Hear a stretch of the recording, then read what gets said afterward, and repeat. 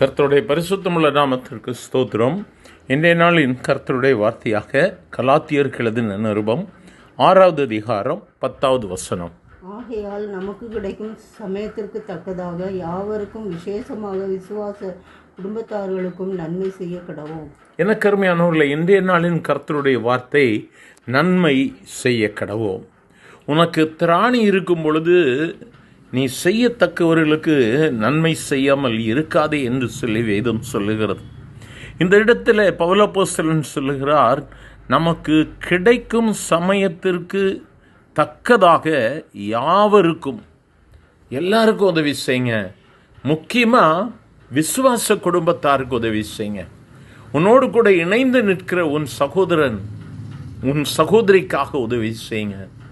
எனக்கு அருமையானவர்களே, நம்மை சார்ந்திருக்கிறவர்கள் கஷ்டப்படும் பொழுது அல்லது துன்பப்படும் பொழுது நாம் அதை அறிந்தும் அறியாதவர்களாக நாம் சென்று விடவே கூடாது. நம்மால் இயன்ற உதவியை நாம் செய்ய வேண்டும். என்ன நாளில் யோசித்து பாருங்கள், நாம் மற்றவர்களுக்கு எப்படியாக உதவலாம், நாம் எப்படியாக மற்றவர்களுக்கு நன்மை செய்யலாம். நம்மை நாமே ஆராய்ந்து பார்ப்போம். ஒருவேளை நமக்கு ஒருவர் நன்மை செய்யாதபடிக்கு நாம் இந்த நாளில் இவ்வளோ உயர்வான ஸ்தானங்களுக்கு வந்திருக்க முடியாதுல்ல. அப்போ நமக்கு உதவி செய்தவர்கள் எத்தனையோ பேர் இருக்காங்க. ஆகவே உன்னுடைய உதவியின் கரத்தை நீட்டு.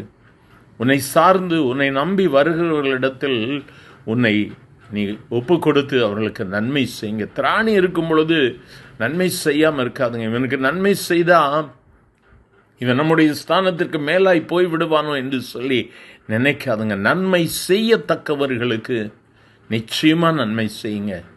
உங்களுக்கு சமயம் வாய்த்தாலும் வாய்க்காதே போனாலும் என்று கூட வேதம் சொல்லுகிறது. ஆனால் இந்த இடத்துல பவுல் சொல்லுகிறார், அவர் சொல்லும் பொழுது சொல்லுகிறார், சமயத்திற்கு தக்கதாக யாவருக்கும் நீங்கள் விசேஷமாக விசுவாச குடும்பத்தாருக்கும் நன்மை செய்யுங்கள். நாமே அர்ப்பணிக்கலாமா? இந்த நாளில் நாமே ஆராய்ந்து பார்க்கலாமா? நன்மை செய்கிறவர்களாய் காணப்படுகிறோமா? அல்லது நன்மை மட்டும் எனக்கு வந்தால் போதும், நான் மற்றவங்களுக்கு நன்மை செய்ய மாட்டேன்னு இருக்கிறோமா? அப்படி அல்ல எனக்கு அருமையானவர்களே. மற்றவர்களுக்கு நாம் நன்மை செய்யும் பொழுது கர்த்தர் நம்மேல் பிரியமாய் இருக்கிறார். வேதம் சொல்லுகிறது, ஏழைக்கு இறங்குகிறவன் கர்த்தருக்கு கடன் கொடுக்கிறான். உன்னிடத்தில் யாராவது நன்மைக்காக வருவார்களானால் நிச்சயமாக நன்மை செய்யுங்க. இன்றும் உன்னை சார்ந்து உன்னால் செய்ய முடிந்த நன்மைகளை மற்றவர்களுக்கு நிச்சயமாக செய்யுங்க. சோர்ந்து போகாதுங்க. கர்த்தர் உங்களை பலப்படுத்துவார். எங்கள் அன்பின் ஆண்டவரே, ஆசீர்வதிக்கப்பட்ட இந்த காலை வேளைக்காக நன்றியப்பா.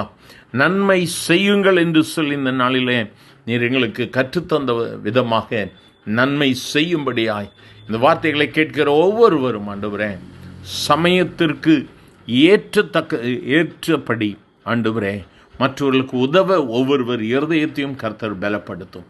மற்றவர்களுக்கு நன்மை செய்து தங்களுடைய குடும்பங்களில் தங்களுடைய பிள்ளைகளுக்கு ஆண்டவர்களை நன்மைகளை பெற்றுக்கொள்ள, கர்த்தருடைய ஆசீர்வாதத்தை பெற்றுக்கொள்ள கர்த்தர் உதவி செய்யும். ஆசீர்வதியும். இயேசுவின் நாமத்தில் பிதாவே. ஆமேன், ஆமேன்.